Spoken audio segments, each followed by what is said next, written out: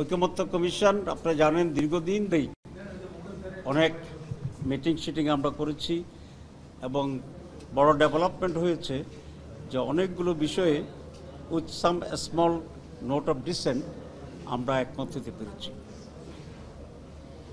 Note of ডিসেন্টের ব্যাপারে মাননীয় বিজ্ঞ আইনজীবী আছে, উনিও ব্যাখ্যা দেবে এটার লিগ্যাল স্ট্যাটাস কি।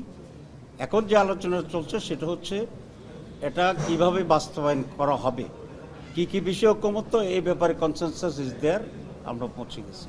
এখন পদ্ধতিটা বাস্তবায়ন হবে সেটাই হচ্ছে আজকের মূল আলোচনা। সেই আলোচনা চলছে এবং এটা বিরতির পরেও চলবে। 5টি অল্টারনেটিভ প্রস্তাব কমিশনের পক্ষ থেকে দেওয়া হয়েছে,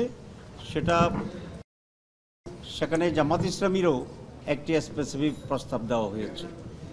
আমরা আশা করি এই 5টি প্রস্তাবের ভিতরে আমরা অনেকটা কাছাকাছি আসতে পারবো এবং সেই ভিত্তিতেই এই জুলাই সনদের আইনগত ভিত্তি হবে।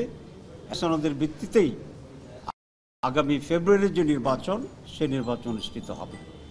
এখন যে 5টি প্রস্তাব দেওয়া হয়েছে সেগুলোর ব্যাপারে সংক্ষিপ্তভাবে আপনাদের সামনে তুলে ধরবেন আজকে আমাদের টিমের অন্যতম সদস্য, সুপ্রিম কোর্টের স্বনামধন্য লয়ার জনাব অ্যাডভোকেট শিশির মনির। হ্যাঁ, যে 5টি প্রস্তাব দেওয়া হয়েছে এগুলোতে আলোচনা চলছে, আমাদের বক্তব্য এখানে এখনো উপস্থাপন করা হয়নি।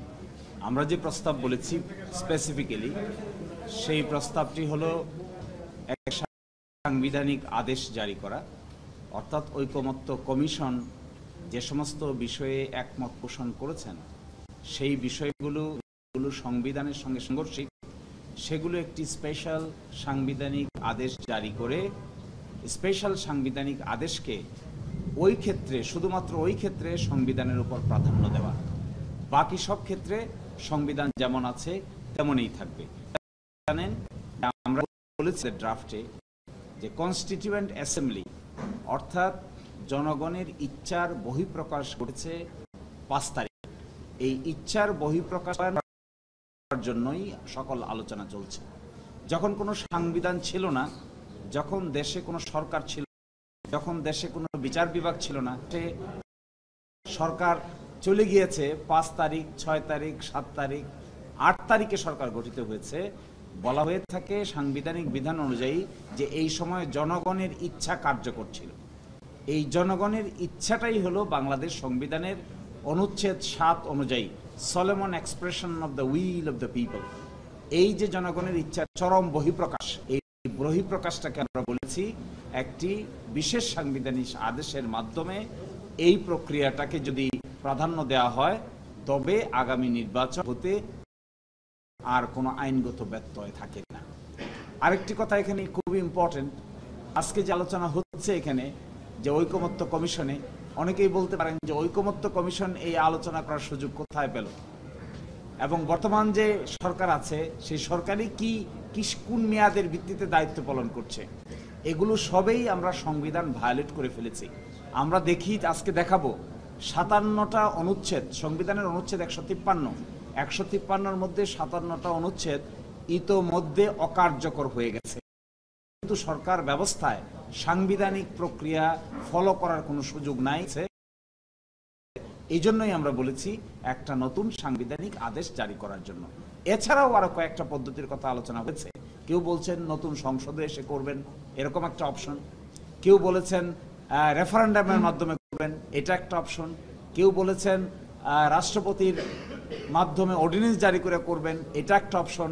আর কেউ বলেছেন 106 অনুচ্ছেদ অনুযায়ী সুপ্রিম কোর্টের কাছে মতামত অপশন।